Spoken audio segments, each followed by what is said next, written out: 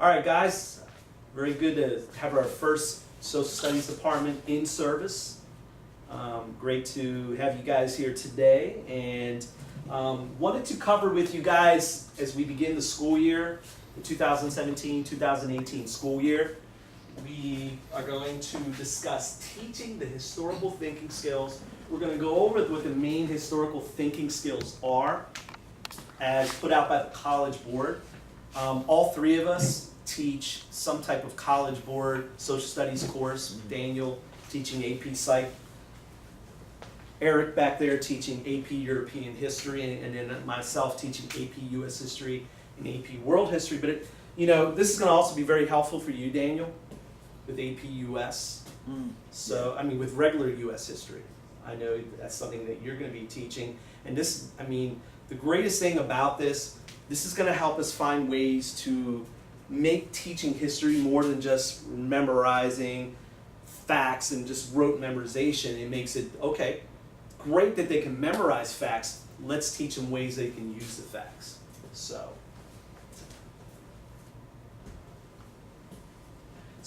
the College Board this summer did a little bit of redesign of their rubrics for their essays. And guys, at any point, if you guys want to add in some comments or questions, this is great too. The AP History disciplinary practices here.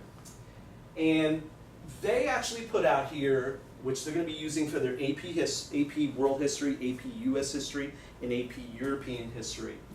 This is going to go across the board for those three courses. So students will be assessed on their ability to use primary sources and secondary sources, as well as, and if you guys know what primary sources are, Daniel, how would you be able to explain what a primary source is? Basically, it's first-hand accounts. Exactly. First-hand accounts of something, not somebody's opinion on an event, but someone who was an eyewitness, Right. who testimony there, and we talked about that a little bit at the conference too. It was good. Good. And what are some primary sources that you guys have used in your classroom instruction before? Literature, art, music, Especially. primary writings. I know, Eric, you really like the classical music from Europe, and I know you use that a lot during the classical or neoclassical age, romantic as well. So I'm sure that is a great way to get students looking at first-hand accounts of the time period. And the College Board, I know in their use in the writing of the document-based questions, they really want students to be able to examine, analyze, and identify the source's point of view, the purpose of that source, historical situation, or as it was last year, it was called historical context, and the audience that source is trying to reach, and then being able to discuss the relative significance of those as well. This is a big one. Evaluating a source's credibility and limitations. That's really good, and you could just do that in your classroom discussions with the students. Like, what do you think about this particular viewpoint as put out here by this politician? Do you think it's credible? I mean, you can get into some amazing discussions, and then you can ask, well, what influences that point of view you have? And then you can get into different biases, frames of reference, and so on. And of course, secondary sources. What's a good example of secondary sources that we use here in our classroom? Any kind of a news report, any kind of some kind of a critique. Right. Basically, somebody else's opinion on something else, or a second-hand account of a first-hand source. Very good. Anything you'd like to add to that, like when you use in your classroom, secondary source-wise? Textbook. Yeah, the textbook. textbook. And the cool thing is you can bring out the biases that are, that also points of view, even though secondary sources, a lot of times they try to be, balanced or unbiased or so on and so forth. A lot of times it's great to get students to even look at that and say, hey, does this seem to have a bias toward, this group of people or this thought process or so on. So anyway, I want to look at a couple things here of what we can do in the classroom. The four main historical thinking skills. And I know even in your regular U.S. history class, Dan, this is great tools to employ to get the kids just just to get beyond just memorizing the facts. I know, Eric, you already know this from teaching AP Euro. The 4 basic ones that, even if you're not teaching an AP course, that are really good, and even with AP Psych, you can even get kids to kind of look at some of these ideas, comparing different, theories on, intelligence or whatnot. Contextualization is describing an accurate historical context or specific historical development or process. Okay, and then being able to explain how a relevant context influences a specific historical development or process. And then getting the students to go beyond and now use that context to explain the historical significance of a specific historical development. So, for instance, you were talking about the rise of Adolf Hitler into politics in the early 1930s. Contextually, what is going on in the world is a great question to ask students. They have to understand the context. What is contextually happening globally to give rise to Hitler and Mussolini and guys like that? How would a student answer that, you think? Right, depends on how well we taught them. Right? Certainly the economic depression that Yeah. arose. Exactly. Yeah. Well, And you have the rise of nationalism too in each of those countries. The Very nationalistic good. tendencies were very heavy, very good. particularly when he appealed to the Austrian-Hungary. The breakup of, German Austria. Right. The idea there. That's what he appealed to in everything that he talked about, and so he appealed to racism, really, in a sense. He did. And then even in Japan at the same time with Yeah. their master race theories going on, in that same era. I mean, so you have all this going on. And it's a lot of times, we try to put everything into one little box, and this is what's happening, and it's happening almost in an isolated way. And there's so many greater things. I think us 3 understand that, but sometimes students understanding that, we really got to get them to start doing that. So one thing I did to help them do that with AP, and I think, Eric, I gave this to you once. And it's in my AP US History files here.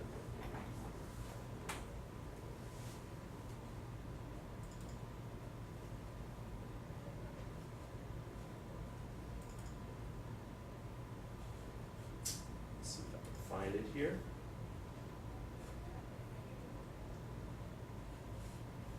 Let's pull this up.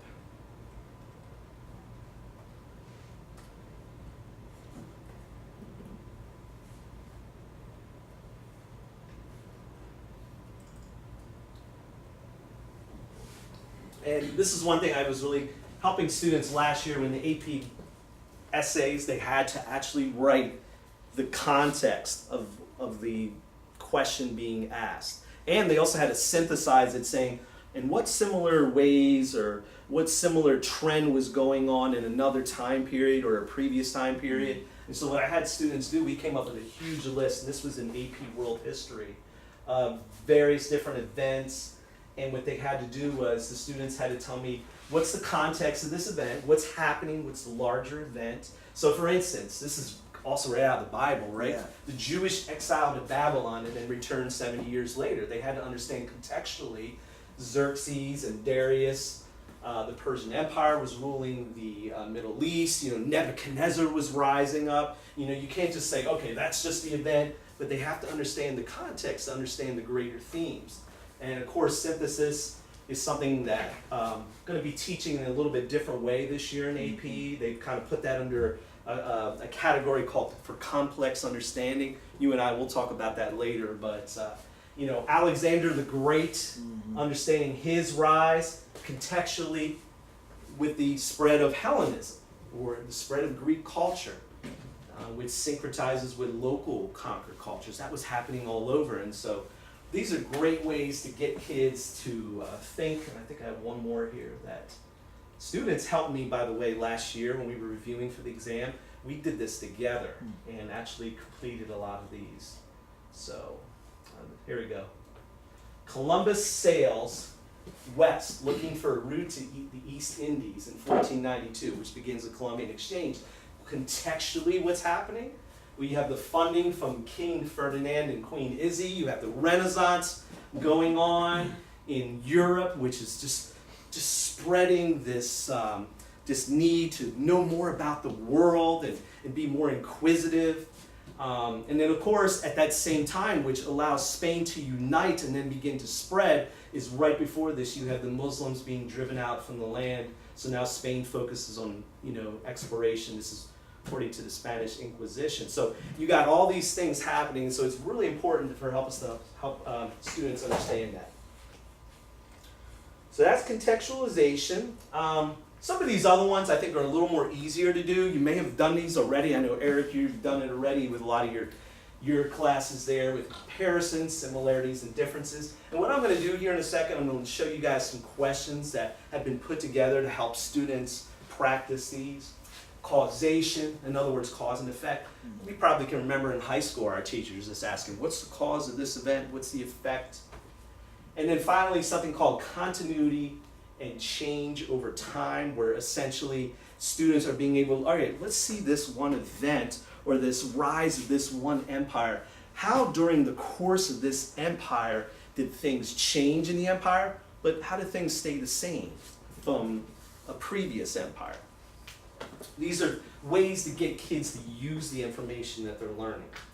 So again, this is stuff, I remember I got questions like this when I was in high school, and this is probably what, some kids think history is. It's basically a multiple choice question that goes, George Washington was A, senator from Virginia, B, a representative from Philadelphia, C, the first president of the United States, or D, the general of the Canadian regiment. So what we want to do is, and I'm not saying questions like this are necessarily bad, and it's very important kids know facts. It's very important kids have an idea, when did D-Day occur? When exactly did that happen? And who was involved in it? I'm not saying that that's not important at all, but we have to be able to help them be able to use that information to understand larger trends. And questions like this, again, I'm not saying it's bad, even if you had a couple questions like this on exam, but you really want to get them to do other things as well with the information. And so here's one that the College Board put together last year, which we use on a practice exam. And what they do is, a lot of times, this is what their multiple choices, and these multiple choices are very challenging, but they really get students to say, okay, I know the information now, what am I going to do to use that information? And so they give you this picture. It's believe it or not, it's not from Europe. This is an Ethiopian Orthodox Christian. This is an actually Ethiopian Orthodox Christian image from 17th century Ethiopia, and it shows the Virgin Mary and the Christ child with a merchant who's commissioned the painting lying below. So you see this picture. I think you can pretty much figure out who that is. Now, the question that they asked with this is a continuity question. So, let me see here. I'm gonna actually skip. I'm actually going to skip to the cause and effect one. Here we go. Ethiopia's cultural traditions reflected in the painting had which of the following effects on Ethiopia's interactions with European colonial empires in the late 19th century? Now these get the kids really to think a lot, but again, you're getting the kids to use the information and be able to look at the cause and effect of things like that. So, Ethiopia's cultural traditions, reflected in the painting, had which of the following effects on Ethiopia's interactions with European colonial empires? So, you have to know a little bit about what happens in the late 19th century when they get rid of slavery. So they stop bringing African slaves from Africa to the Americas and Europe. Now, the Europeans instead were like, all right, instead of taking Africans from Africa, we'll just take Africa. So they begin, I think you and I may have talked about this a little bit when we were at the end of last year, but where they just basically go in and they colonize it, take over the areas, take their resources, and so on. But Ethiopia was one of the few, I think until, 1937 when the Italians invaded it, but up until that point, it actually stayed free of any type of European colonization or imperialism. So they would have to understand that to be able to answer this question. So based on what I was just talking about, what would be the answer here? D. Right. They contributed to the isolation of Ethiopia from the emerging global labor network. I'm sorry, that's incorrect. It's actually A, yes. Oh, right. It provided, yes, provided Ethiopians with an additional rationale for resisting European encroachment. And what is the rationale if you look back at the picture? They're already Europeanized. How are they Europeanized? This is a picture of the Christ child. Exactly. They're That's- already Christian. This is a very Catholic, way of thinking back in Europe back then. So. And remember, who actually, well, according to tradition, who do we think may have brought Christianity to Ethiopia? That's a new one. I mean, again, this is not, I don't know if I have any actual historical documentation on this, but some have said that Philip, the Ethiopian Union. Yeah, right, yeah, when yeah. he evangelized. I was thinking Thomas in India. That's a whole different. Yeah, that's a whole way. different thing, right? Yeah. Wouldn't you say that? Mhm. Yeah. So that's teaching like cause and effect. And here's another one. And again, these type of questions, they have what they call a stimulus. Again, a picture, a quote, some type of document where it gets the kids to read, and then, okay, here's the information, and this is how I'm going to use it. Now, Schneck versus the United States in 1919, United States Supreme Court case. Now, 1919, what's going on globally? Oh yeah, right? World War One. World War One. Okay. That's right around the time you had the 15th Amendment, the right to vote for women. Right, exactly. Right And around many that time. people, yeah, exactly, and that's actually an effect of World War One because women's help and participation in the war. So this is a majority opinion, and where Schneck actually loses this case. Schneck, if you look at that last name, it looks like definitely someone of German heritage, right? The most stringent protection of free speech would not protect a man in falsely shouting fire in a theater and causing a panic. The question in every case is whether the words used are used in such circumstances and are of such nature as to create a clear and present danger. I'm sure you've heard that word a lot, Yes. clear and present It's a danger. good movie too. Yeah, that is. And that they will bring about substantive evils that Congress has a right to prevent. It is a question of proximity and degree. When a nation is at war, so there's your World War I, many things that might be said in a time of peace are such a hindrance to its effort that their utterance will not be endured so long as men fight, and that no court can regard them as protected, wow, by a constitutional right. You say something in a time of war that might be viewed as maybe possibly traitorous or disruptive or disunifying to the country, sorry, that's not protected by the Constitution according to this interpretation in this case. Wow. That's pretty, and again, World War II, in some ways, that was applied again. There's a continuity, as you can see in World War II. And then with the Japanese being removed from into the internment camps as being many people saw them as a clear and present danger. Unfortunately, Well, I think even just the first sentence that he puts out, whether it's war or not, kind of paints a picture that while it's a constitutional right, it comes with a responsibility. Right. That free speech has a responsibility added because if you put people in danger by shouting something that would normally be only used for emergency purposes, Right. and people could be injured, you've just been irresponsible with your Right. free speech. And now you're going to be held responsible for saying that. Exactly. Good job. Yep. And that's what we want to get the kids to think. And this could be used even in the government class. I know, Eric, you teach AP government. I mean, Yeah. this is something that you can go, now, contextualization, which now I look at this, I mean, you and I, we probably think this is an easy question. Some students, you're going to definitely still have to teach them about Schneck versus the United States and help them work through the wording. But the Schneck case emerged most directly from the context of which the following.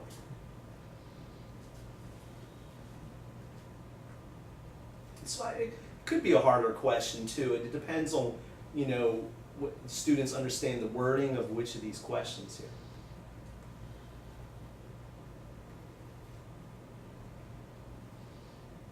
I would shoot with A based on what I'm What do you reading. think, but Eric? I'm not completely You certain. concur? Yeah. It is A. Right? Okay. There were radicals during that time, Yeah. socialists especially, Oh, yeah. people like Eugene Debs, I don't know if you ever heard of him, that were highly critical of U.S. foreign policy of being too aggressive, especially right before this when we were imperializing parts of the world. And that was going on, and I think Schneck, the case there, they were basically saying, no, we're going to shut that down now. All of us need to be on the same boat. And again, you could get into some great discussions in the classes with the kids, like, oh, you know, in times of war, does that really apply? I mean, do you really believe that? Do you believe we should be silenced? Or, you know, you can get into some great discussions off of that. So that would be one there. And then change over time with that same stimulus with Schneck. The restrictions imposed by Schneck decision most directly contradicted which of the following earlier developments in the United States. So now you're getting them to think to relate it to the past and what they've learned earlier, which you should have taught them. And you can just get relating to a government class as well, if they've had government before a U.S. history class. I know, Daniel, you're teaching later U.S. history and your regular U.S. history, but you're going to definitely be getting into World War I. Oh, yeah. Well, there's going to be a ton of amendments created to that time that deal with specific protection of liberties in the civil Right. rights movement and, Right. yeah. So, limiting free speech. What do you think? Seems to contradict B. Oh yeah. Protection of liberties through the adoption of the Bill of Rights, 1791. Yeah, exactly. That's good. And see, again, you're not getting them to say, you know, choose the answer that has just facts, like one word. You're getting to think that, oh yeah, wow, that's totally contradictory of the, you know, freedom of speech as protected under the First Amendment. How about this one? This is one more cartoon, then I'll talk to you about a few activities. Stimulus 3, you see this cartoon and you see this massive tiger labeled Vietnam, communist aggression in Vietnam, and all these different words around there. It's a civil war. North Vietnam simply expressing its independence. Obviously, forces of nationalism are at work. It's a drive against foreigners, and so on and so forth. It's a make peace, not war demonstration. Kids love to learn about that, don't they? So you're seeing all these, and hear it again, accusing America of imperialism. So, and again, I'm sure when you get to Vietnam, you'll probably talk a lot about that. So, comparison, what they're trying to get you to do here, again, another way to use history, more than just tell facts, is to bring out similarities and differences. Which of the following was a key difference between the Korean War, which at this point you should have taught about right before Vietnam, or maybe a couple weeks or so before, between the Korean War and the Vietnam War?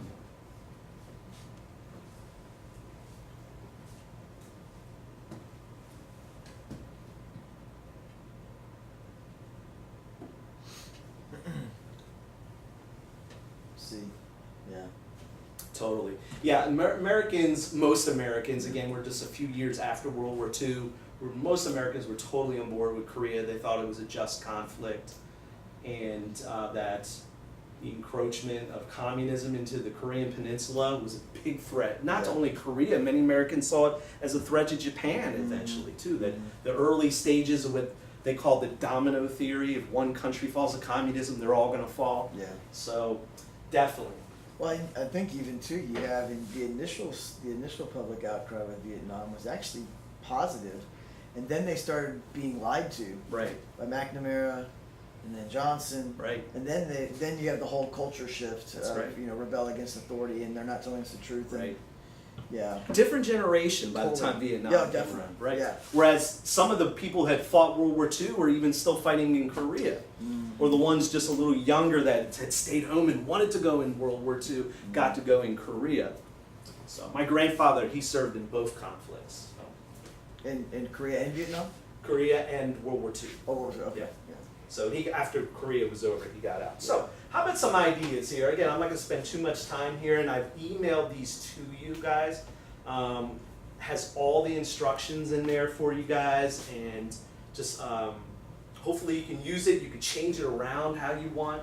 One of the activities that I use to help teach these skills, or even help students apply the skills, is concept cubes. And here's an example of one that I had students do in AP World History.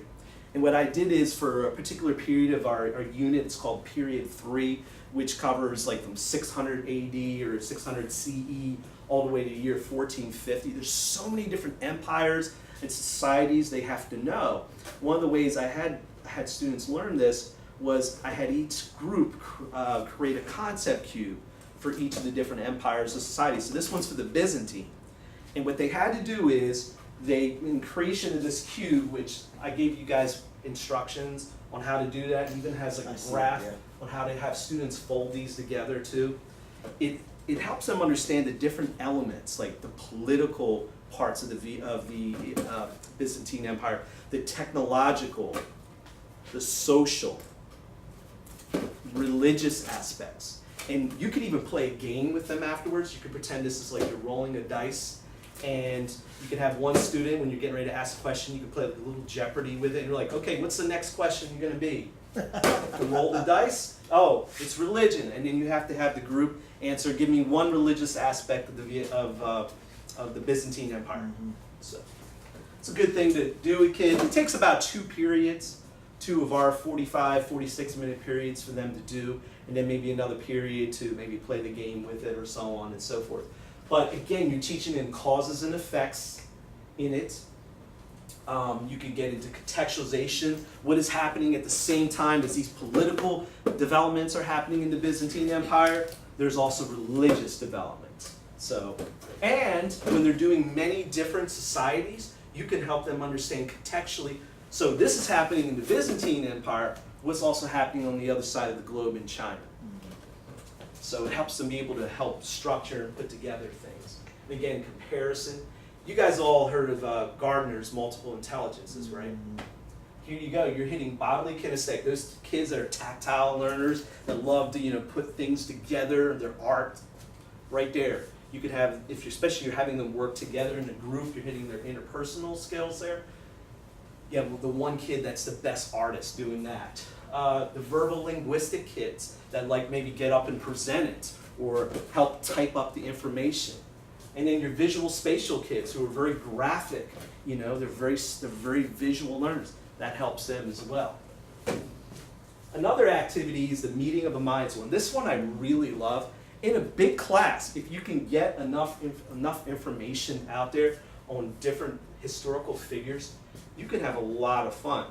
What it is you basically get the students together, you assign them a different person from a period of history. I gave you the one from the Progressive era, so it has guys like Teddy Roosevelt, J.D. Rockefeller, Andrew Carnegie, Ida Wells, and so on. So for Susan B. Anthony, many different figures of that late 1800s, mid-late 1800s to early 1900s period. And they basically get together and they debate on how to best solve the problems of that time. Poverty, inequality, and so on and so forth. So, and you lead the discussion, you moderate it, and you put the questions out there. So I'll usually stand right up here and I'll say, okay, Andrew Carnegie, I see that you believe in the social gospel. Can you explain what that is? And then I'll say, okay, well, Eugene Debs, you're a socialist. I know you would definitely not agree with Andrew Carnegie's way of helping the poor. And so you could stir up a little bit of controversy. Kids love it. Especially your higher level kids really like to show off and show what they know. But you give them a couple days to memorize who their person is. They do the research. And so I've done for leading up to the American Revolution, Loyalists versus Patriots, the secession crisis, North versus the South versus people who are in between. And then even the Vietnam one, you could put tons of different people in it. You could put McNamara in there, and you could put a lot of these different, you could put hippies. You could have a lot of fun. JFK, you could put LBJ in there. Kids love to do that stuff. And then you're hitting all these different historical thinking skills, even then getting them to use primary and secondary sources to help put this together. And also thesis skill, getting them to take an idea and then learn to defend it with evidence. And there's your multiple intelligences. And I've given you guys this PowerPoint. You can look this back over. So, and then finally, another one to do is put a controversial historical figure